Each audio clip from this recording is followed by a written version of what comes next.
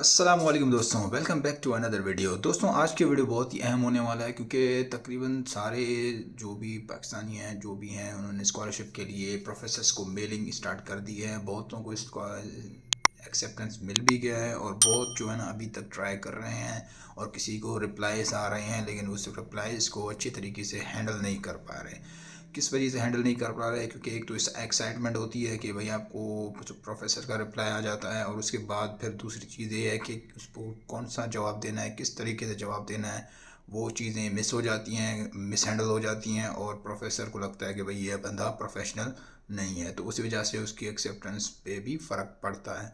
तो आज की वीडियो में मैं आपको दो चार चीज़ें बताऊंगा कि उस चीज़ें आप उसको अच्छी तरीके से हैंडल कर सकते हैं किसी भी प्रोफेसर के मेल को। ठीक है, पहली बात तो ये है कि जब भी आपको मेल की रिप्लाई है तो एक्साइटमेंट में ये गलत हो कि उसी वक्त ही जवाब ना दें, थोड़ा टाइम रखें। ऐसा ना हो कि आपको रिप्लाई आ गया और आपने 2-3 मिनट के बाद ही आपने रिप्लाई कर दिया। वो रिप्लाई अगर कर दिया तो वो मसला होता है कि आप अच्छी तरीके से उसको वो रिप्लाई जवाब नहीं दे पाते जो चीज़ें वो पूछना चाहता है। ठीक है, क्योंकि चाइनीज़ प्रोफेसर की भी इंग्लिश को इतनी अच्छी नहीं होती कि वो भी क्या करते हैं कि ट्रांसलेट करते हैं। ठीक है, तो ट्रांसलेट करने के लिए क्या होता है कि वो आपको प्रॉपर वर्डिंग होनी चाहिए, अदरवाइज़ वो जो ट्रांसलेशन है वो मिस मीनिंग हो जाती है, तो प्रोफेसर भी अच्छी तरीके से समझ नहीं पाता और आपकी जो एक्सप्रेशन है जो आप बताना चाहते हैं वो सही तरीके से कन्वे नहीं हो पाता। ठीक है, तो उसके लिए बेसिक चीज़ें ये हैं कि आप जो भी रिप्लाई देना चाहते हैं पहले तो उसके मैसेज को समझें कि वो क्या पूछ रहा है और वो कौन कौन सी चीज़ें आपसे रिक्वायर्ड कर रहा है। ठीक है, तो वो चीज़ें पहले आप देखें। अगर आपको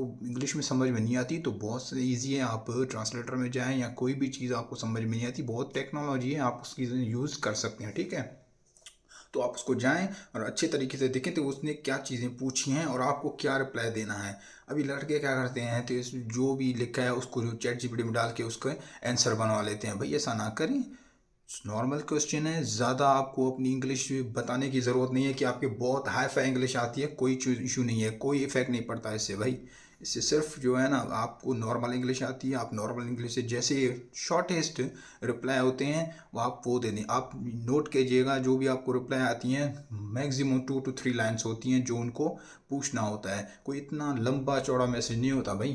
तो जितनी मैसेज में पूछे उतना ही जवाब देना, फालतू में ये ज़्यादा जो है ना आप उसके प्रोफेसर की जो है ना तारीफ़ें, ये चीज़ें उनको ना उनकी ज़रूरत है ना ही वो किसी भी स्टूडेंट से रिक्वायर्ड करते हैं। ठीक है, आप सिंपली जो आपको सवाल पूछे उसका जवाब सिंपल वर्डिंग में दे दें और आप उसको सेटिस्फाई कर दें कि भाई ये चीज़ें पूछे, आप वो चीज़ें बता दें। ठीक है, नहीं तो आप देखेंगे फॉर सपोज अभी रिसेंटली एक मसला हुआ है कि एक स्टूडेंट ने उसको एक्सेप्टेंस के लिए इंटरव्यू कॉल थी। ठीक है, तो इंटरव्यू कॉल ने उसने क्या किया कि इंटरव्यू में जब वो एंटर हुआ तो उससे उसने पूछा कि आपके पास इंग्लिश सर्टिफिकेट स्कोर कौन सा है।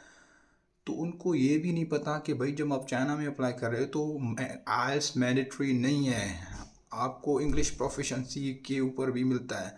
तो इंग्लिश प्रोफिशेंसी का भी इनको नहीं पता कि इंग्लिश प्रोफिशेंसी में भी आपको ये स्कोर होता है B1 B2, आप जो भी है उसको बोले हाँ मेरे पास स्कोर है, मैंने अपना बैचलर जो है ना कम्प्लीटली इंग्लिश स्टार्ट कोर्स में किया है, तो वो समझ जाएगा भाई ये इंग्लिश बैकग्राउंड से है। ठीक है, तो ये एक्सेप्शनल है, ये आपको समझनी चाहिए कि प्रोफेसर्स को कैसे रिप्लाई करें। इंटरव्यू में उसने ये कह दिया कि मेरे पास कोई स्कॉलरशिप इंग्लिश स्कोर नहीं है और उसने ये भी कह दिया कि भाई मेरे पास चाइनीज़ HSK 4 भी नहीं है। तो उसने कहा कि भाई ना आपको चाइनीज़ आती है ना आपको इंग्लिश आती है तो आप पढ़ोगे कैसे। उसी वक्त ही उसने उसको इंटरव्यू में उसके एक्सेप्टेंस के कैंसिल कर दिया। तो ये चीज़ें हैं, आपको ये चीज़ें समझनी चाहिए। आराम से तहम्मुल से 1-2 घंटे 4 घंटे रख के भी आप जवाब दे सकते हैं। कोई ऐसा नहीं है कि आप जवाब नहीं देंगे तो प्रोफेसर हट जाएगा। आप उसने आपको रिप्लाई दिया है तो वो आपको फॉलोअप देगा।